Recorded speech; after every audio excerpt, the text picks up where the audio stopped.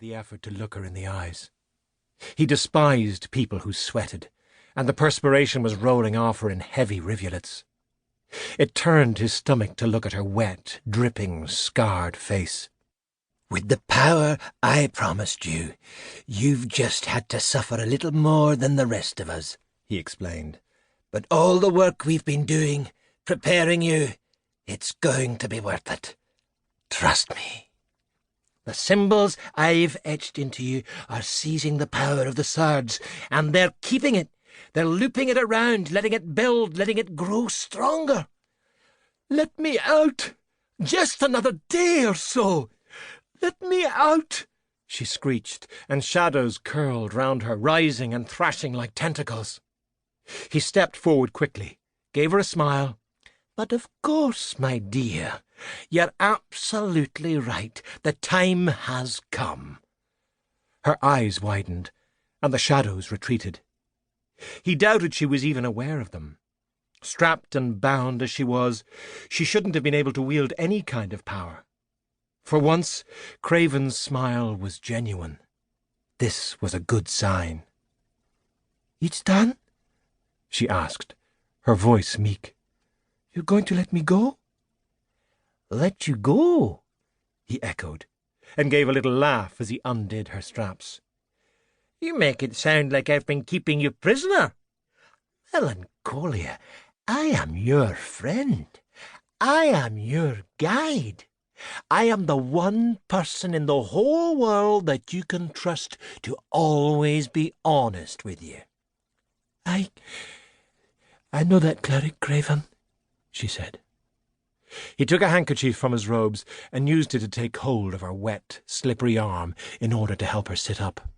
"We have to choose the right moment to tell the High Priest about you. But once we tell him what we've been doing down here for all this time, it's all going to change. Word will get out that you are the Deathbringer, and there will be many people vying for your favour. Trust none of them." She nodded obediently.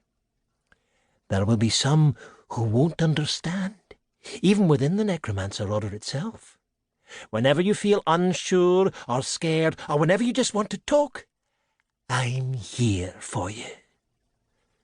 "I'm scared now," Melancholia said, her fingers closing around the skin of his wrist. It took all his self-control not to shiver with revulsion at her clammy touch. He smiled reassuringly. "There's nothing to fear, not while you're with me. Rejoice, my dear. Very soon, you're going to save the world." Good and evil are so close as to be chained together in the soul. Dr. Jekyll and Mr. Hyde, 1941. Chapter 1.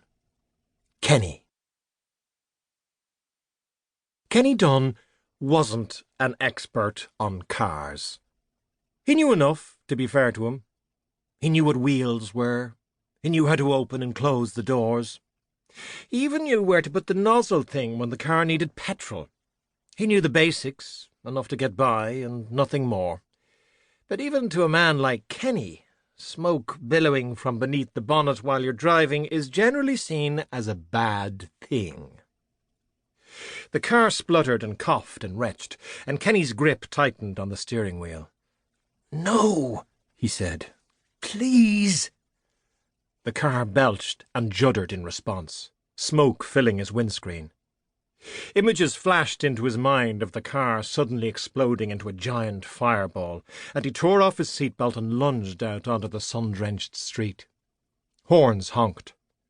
Kenny jumped sideways to avoid a cursing cyclist who shot past him like a foul-tempered bullet. Dublin traffic on a Sunday morning wasn't that bad at all. Dublin traffic on a Sunday morning with a big game on was terrible.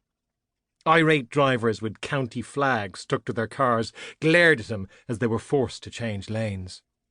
Kenny smiled apologetically, then looked back at his car. It was not exploding. He reached in, grabbed his bag, and turned off the ignition. The car wheezed and slipped gratefully into an early death. Kenny left it there in the street.